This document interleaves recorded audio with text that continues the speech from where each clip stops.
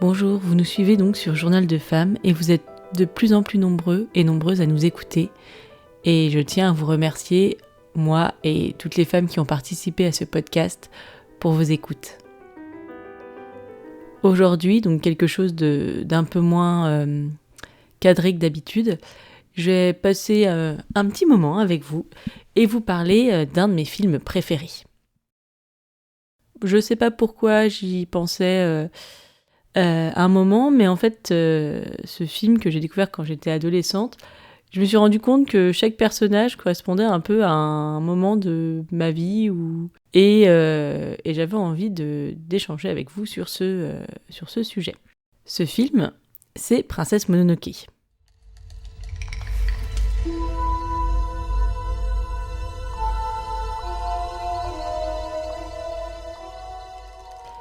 La première fois que j'en ai entendu parler, j'étais abonnée à l'Hebdo des Juniors. Et je pense que ça devait être en 2000 quand il est sorti au cinéma en France. Selon la chronologie des médias, ça doit être à peu près 6 mois plus tard. Je sais pas exactement quand c'était, j'ai pas retrouvé d'indice sur internet. Mais en fait, j'ai pu le voir en passant par le Vidéoclub. Ce reliquat d'une période que les moins de 20 ans ne peuvent pas connaître. Et donc, j'ai pu... Donc, on allait souvent au vidéoclub avec mes parents. C'était souvent la session du samedi soir. Et en plus, il y avait des offres en vacances pour en prendre plusieurs pour une semaine, un truc comme ça. Je suis tombée sur Princesse Mononoke. Donc, j'étais vraiment hyper contente de voir cette cassette et de pouvoir l'emprunter. Et ça a été le coup de foudre total.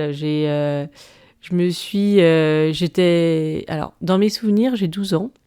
Et donc, j'étais hyper contente de voir un dessin animé avec une animation. Ce qui me fascinait, c'est que un moment, Ashitaka se fait, donc le héros, se fait a une petite blessure au niveau de la joue où il a un trou dans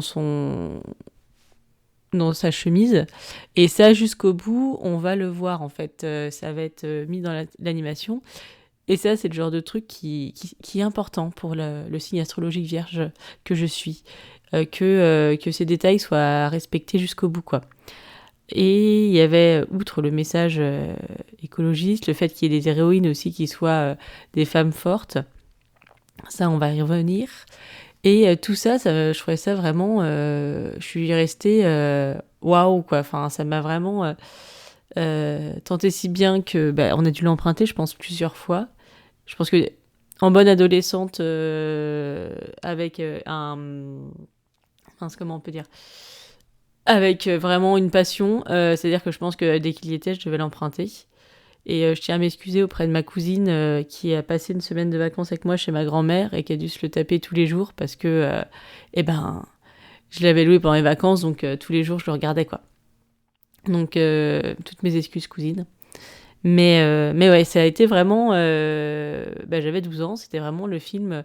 Et je crois même que j'ai fait une sorte de dépression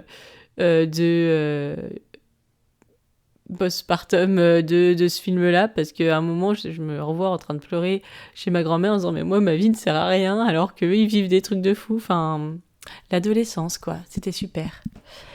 Et je sais pas pourquoi, est-ce que... dernièrement, je me suis mis au jeu de rôle, ou le fait de retrouver ces aventures, entre guillemets, est-ce que c'est ça qui m'a fait me dire... c'est marrant la façon dont j'appréhende mes personnages, puisque c'est un rapport avec le théâtre aussi, avec cette grande aventure qu'est la vie. Mais est-ce que ça ne joue pas aussi sur les personnages qui me sont le plus proches, en fait? Ça n'a pas changé, ça aussi. Je pense que quand j'étais adolescente, j'étais vraiment hyper fan de San. Pour ce qu'elle représentait, c'est le fait d'être pas du tout...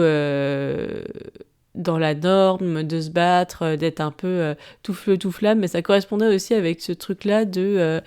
il fallait bien se tenir, il fallait être poli, il fallait être... puis il fallait... Enfin, moi, personnellement, c'était un peu toujours la question de... t'as un amoureux, tu veux faire quoi plus tard, tu vas être maman, enfin des choses, toutes ces questions qui vous mettent dans une case. Et j'avais envie d'être San et de tout exploser, quoi. J'avais pas envie d'avoir d'amoureux, j'avais pas envie d'être maman. J'avais aucune idée de ce que je voulais faire et ça m'angoissait au plus haut point. Alors que j'avais 12 ans. Et c'est vrai que c'est vraiment un truc qui... Ouais, je pense que en tant qu'adolescente, j'étais très San, quoi. Et évidemment, je suis toujours sur plein de trucs, je suis toujours un peu, mais c'est vrai qu'après, avec le temps, ça s'est peut-être arrivé à prendre les choses plus calmement. Je sais pas du coup, est-ce que là, c'est vrai qu'il y a un personnage auquel je me sens le plus proche, à maintenant 38 ans, c'est peut-être Taki, qui est un personnage secondaire, mais qui est une des femmes du village dans lequel Ashitaka, dans la majorité de l'action se passe. Et c'est une femme qui se bouge beaucoup, qui n'est pas dans des grands trucs, qui fait son boulot, mais dont la survie d'elle et des autres personnes est plus importante en fait que de grands idéaux et des choses comme ça.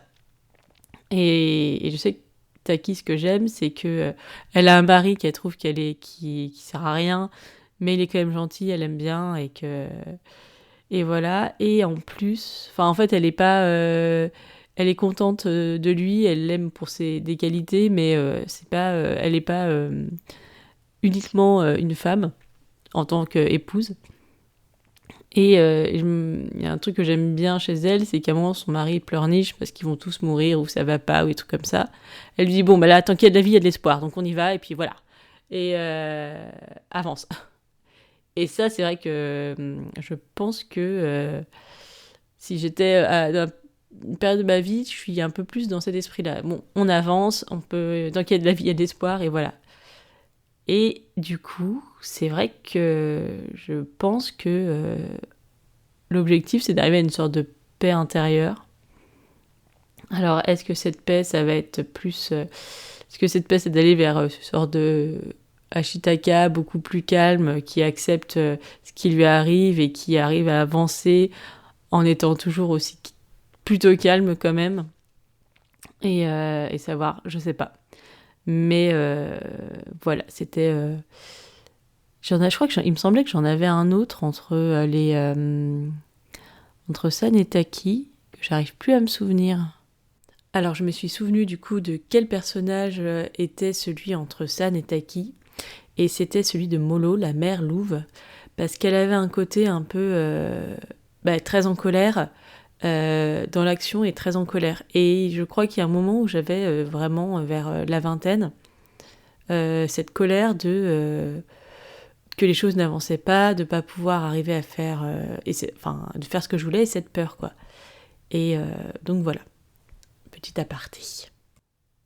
Peut-être je sais plus comment il s'appelle, le vieux bonze qui accompagne Ashitaka et puis qui se retrouve après dans le village des Boshi.